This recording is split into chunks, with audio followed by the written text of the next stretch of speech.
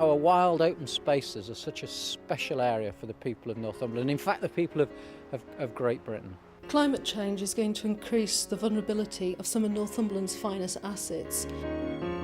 Well, we've seen a large number of firefighter deaths over the past 2 to 3 years across the world in dealing with wildfire, but fires are travelling much more quickly these days. The public are absolutely key to preventing fires in the first place. It is important for people to get that message, I think, that this has taken thousands of years to create and can be destroyed in such a short time. This is why the work of the Northumberland Fire Group is so important.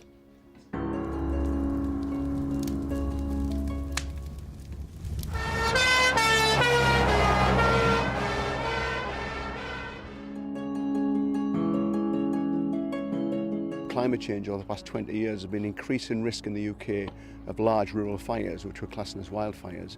And these fires move at a very rapid pace. There's an increased risk not just for the community, but also for the landowners, the welfare of Northumberland, the income to the county, but also importantly to the health and safety and welfare of firefighters. Well, we've invested a lot of time and money into working with the international experts on wildfires. We're now seen as the national leaders in the UK, but also in the world as well.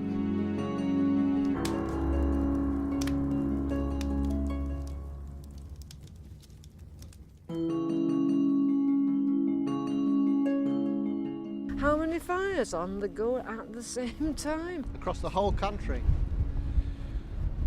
Well, it goes 20 to 30. I'd really have to make the wildest of guesses, maybe 20? 20 at a guess. Any suggestions, Joshua? I'll say 12. 12. I'll say 12. I'll go for 50.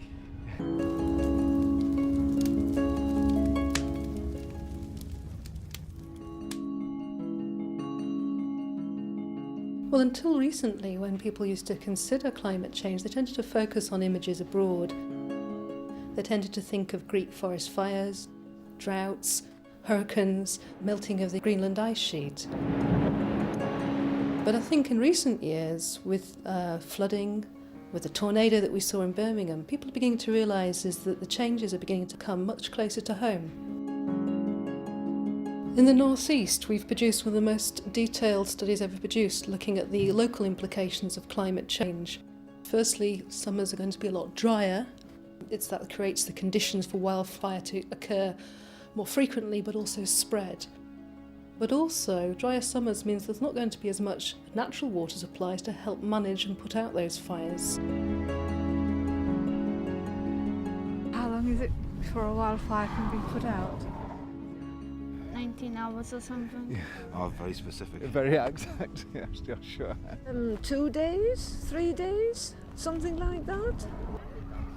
2 or 3 weeks? It could be several hours or a day.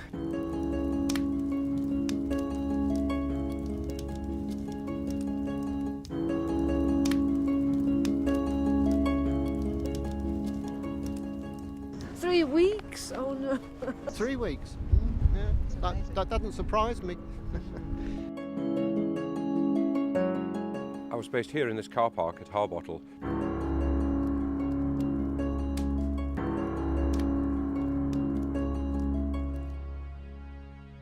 It gave us a very good view of the village and also of the fire, which was on the hillside over there. What actually happened was the fire got down into a ravine which travels all the way down through here to Harbottle and started to outrun the firefighting teams. What we had to do was to try and prevent the fire from reaching anywhere near the village and into the forest. It had already started to encroach on the edge of the forest. We faced a fire that was moving faster than we could. At that time we brought in the RAF with a Sea King helicopter from RAF Bulmer. It covered an extent of 2 or 3 kilometres of fire front. It was the width of it that was the problem, in that as soon as you were tackling one area, another area would start to form an arrowhead and away down the hillside. When it gets to the bottom of a hill, away up the next hillside itself. Thick clouds of acrid smoke pouring across the village, and our concern was from burning brands coming with the fire, but also from the smoke affecting the villagers. There was an awful lot of smoke in this particular valley. To get this fire under control, we had to employ helicopters for water bombing purposes, but also using burning back, which is actually setting a fire ahead of the fire, so that when the fire gets there we can control it better. Something which we'd been practiced and trained by the Spanish to do, but we'd never actually practiced in this country before. In total, probably in excess of 200 people were used to fight that fire at any time. We had help from a lot of our partner agencies, the National Park Rangers, the Forestry Commission, as well as from the nearby Army camp at Otterburn.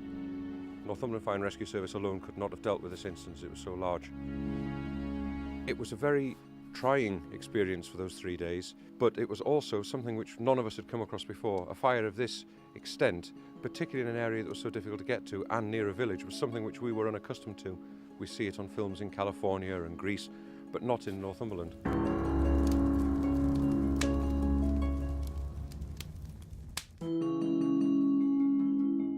If anyone visited the site soon after the fire, they would see a much different landscape, a landscape which has been brutally burnt.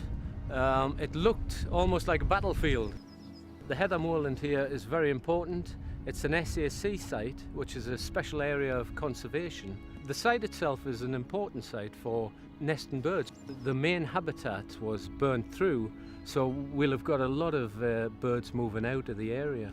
Another potential risk is the damage to monuments, ancient monuments, and they can be damaged by a deep burning peat fire. If the fire gets into the peat is a fuel in itself, and that can burn for many weeks. And vegetation has a terrifically hard job recovering on a site like this. How many square metres can a fire destroy in 1 hour? It's going to be a square mile, I would say. I would think you're well into kilometres. If the grass were dry and the wind were blowing, it could be 1 million square metres.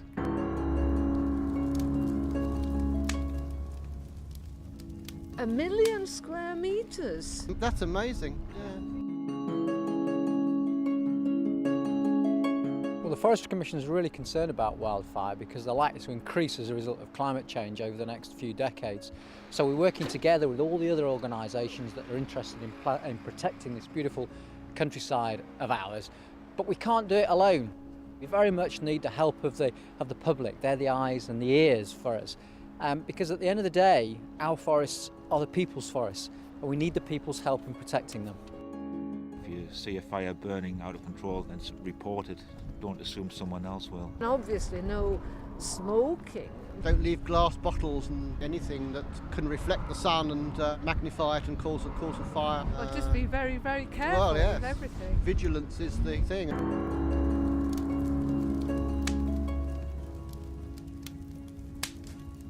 Public are absolutely key to preventing fires in the first place. And we have a lot of people in Northumberland who visit. There's ramblers, there's walkers, there's climbers, campers, and they're the primary risk for us. Introducing some new signs for the public, which will be placed at key points that should the risk be high at any particular time of the year, after a dry spell or a warm spell, if they see these signs, be very careful if you're on the hills regarding fires, or don't go on the hills at all.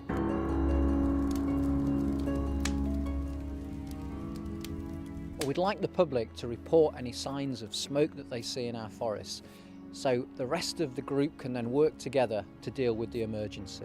If you do see a fire, don't be frightened to ring the fire service and let us know about it. We need the calls to come in, because once these fires are established, they're very difficult to deal with, and an early call to us is by far the biggest benefit we could receive from members of the public.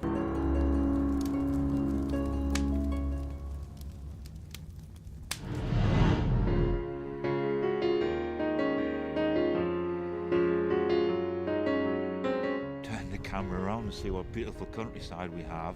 Yes. And be aware of the diverse wildlife that's put in danger by fires. 5 minutes carelessness of leaving something discarded will take 5 years if it ever recovers. It will take at least 5 years. And you like it here as well, Joshua, don't you?